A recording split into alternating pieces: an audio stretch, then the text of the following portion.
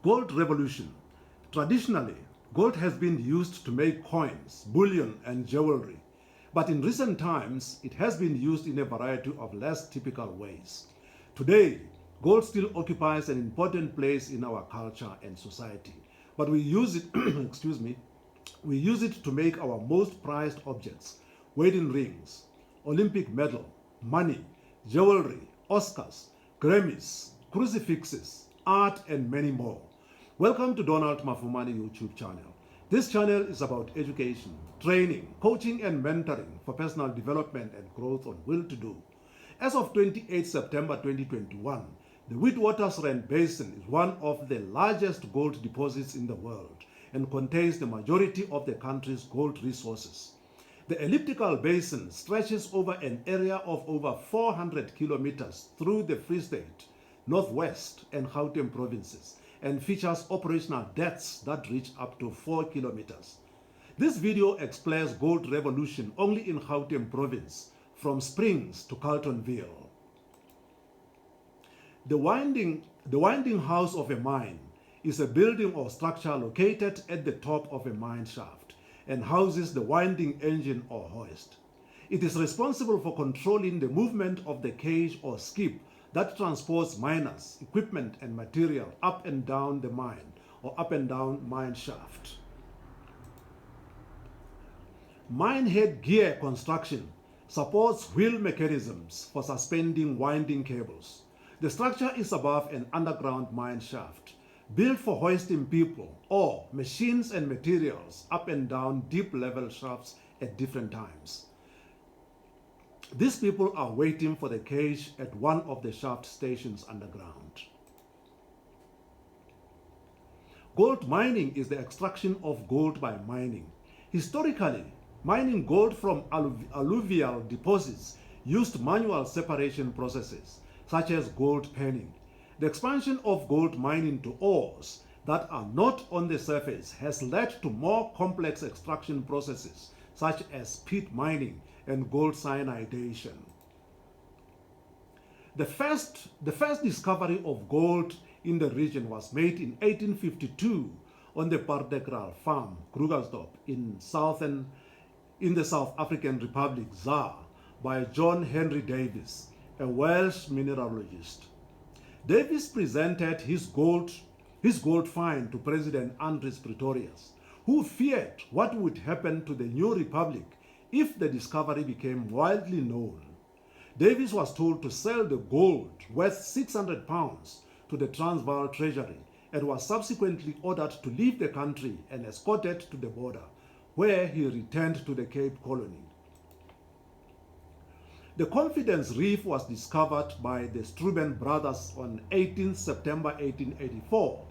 This sparked off a flood of prospectors to the Witwatersrand and eventually resulted in the discovery of the main gold reef in 1886.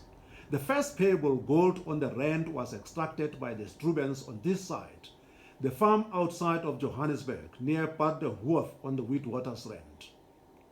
The Struben mine shafts,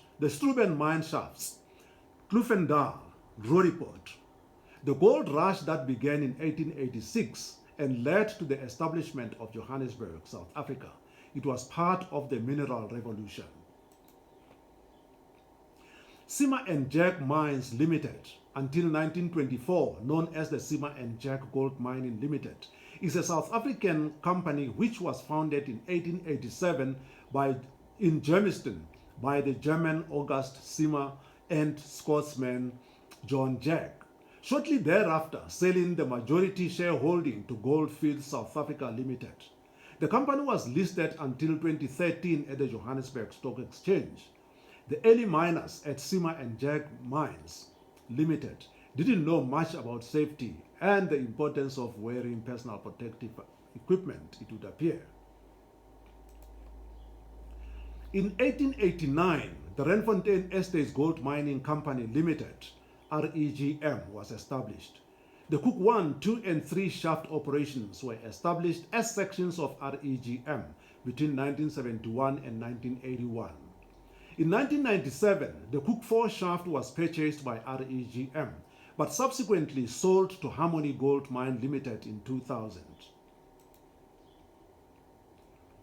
After coal was discovered further east in South Africa in Witbank, the collieries in Springs were closed.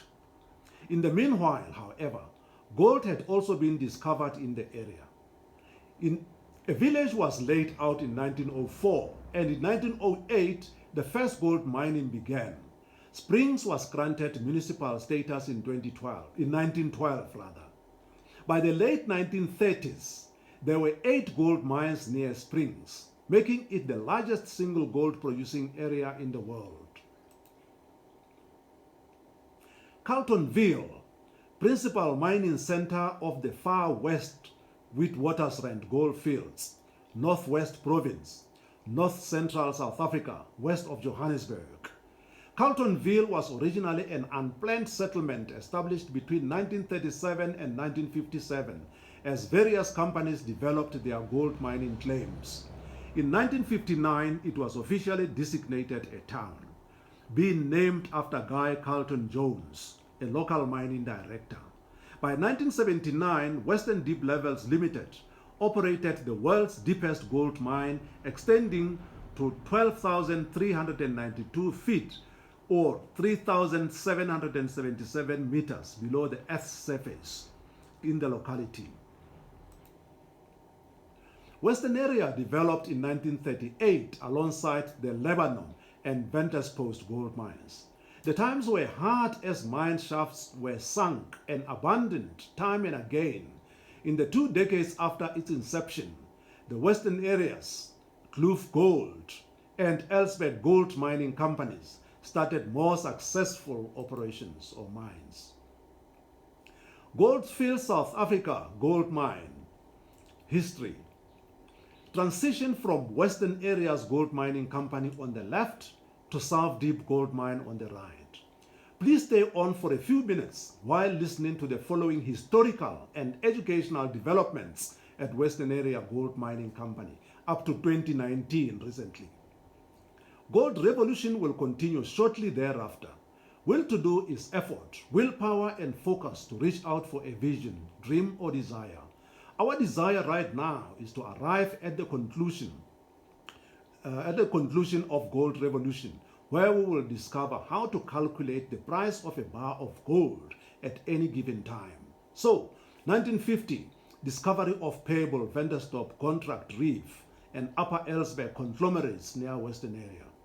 1965, establishment of Elsbeth Gold Mining Company. 1975, Elsbeth consolidated into Western Areas gold mining. 1980, recognition that ore body had potential for mechanized mining. 1990, South Deep Exploration formed to raise funds for continued exploration. 1995, Western Areas Gold Mining and South Deep Exploration Company merged and shaft sinking commenced. In 1999, Placer Dome / Western Areas joint venture formed to develop South Deep. 2000, project renamed South Deep Gold Mine. 2002, sinking of main shaft completed, a new gold plant commissioned. 2004, twin shaft system commissioned. See 2 shafts next to one another. 2006, Placer Dome acquired by Barrick, and Barrick sold its stake in South Deep in September of the same year. 2007, Goldfields acquired full shareholding of Western Areas, assuming full control of South Deep. 2008, Goldfields initiate a 4.3 billion mine upgrade investment program, and all conventional mining stopped. 2009, low-profile mechanized distress mining begins. 2010, new order mining right granted, with additional of the Uncle Harry's contiguous area. Goldfields concludes Black Economic Empowerment (BEE) transaction with Invictus Gold, which introduces new shareholders to South Deep. 2011, BEE transaction comes into effect. Goldfields holds 90% of South Deep, while BEE shareholders, including South Deep Education and South Deep Community Trusts, hold remaining 10%. 2012, centralized tailings storage facility installed infrastructure around shaft system completed. 2015, mining converted from low profile to high profile mechanized distress. 2016, Gold Fields implements 2.3 billion rebase plan to assist South Deep in reaching its full potential, its full operational potential. 2018, 45-day labor dispute and restructuring of South Deep to ensure sustainability unfortunately results in retrenchments, and mine introduces a new operating model to reduce mining areas, lower overheads, improve fleet availability, and accelerate backfill placement. 2019, South Deep exits guidance and returns to profitability. Gold smelting. This process involves heating the gold in a crucible to a high temperature, causing it to melt and separate from any other metals that may be present. The gold is then poured into a mold and allowed to cool, forming a solid bar. This bar is then analyzed to determine its gold purity and value. When we first witnessed the gold pour, we thought that the gold-colored matter from the pot was the actual gold, until the chief smelter told us that gold was actually the white-colored matter. This gold, the gold-colored matter was waste metal from gold. Indeed, all that glisters is not gold. The people holding a bar of gold in 1986 are myself, Donald Mafumani, wearing a white dust coat, Maxwell Tsonye, wearing a yellow hard hat, and Becky Langa in the background. The bar of gold weighed 20 kilograms, but still had to go to the Rand refinery in Germiston for analysis to determine its purity and value. At the Rand refinery, the basic overview is that a refinery receives raw material such as gold nuggets or ore from mining companies. This material is then heated to molten metal, and chlorine gas injected to separate the gold from other metal impurities. Once separation has occurred, the gold is tested, also known as assaying, to determine the purity before it is cast into bars. Purified gold has been cast into bars is 99.99% pure gold. The question lingering in your mind right now could be, how much is a bar of gold? Let's follow the following procedure to determine the price of a 20 kilograms bar of gold. 1. Determine how many ounces of gold are there in a 1 gram of gold. 2. Determine how many grams are there in 1 kilogram of gold. 3. Determine how many kilograms are there in a bar of gold. In our case, is 20 kilograms. Determine how many, that is number 4. Determine how many ounces are there in 20 kilograms of gold. 5. Multiply the number of ounces in 20 kilograms of gold by the ruling price of an ounce of gold at the time of determination. The amount is astronomical. This is how Gauteng province, the city of gold, has become so prosperous. All videos on this channel are numbered to make it easy for you to follow. This one is number 64 in the series. Before you go, please hit the will to do subscribe star or button below and be notified when a new video is published. See you in the next video. Bye-bye.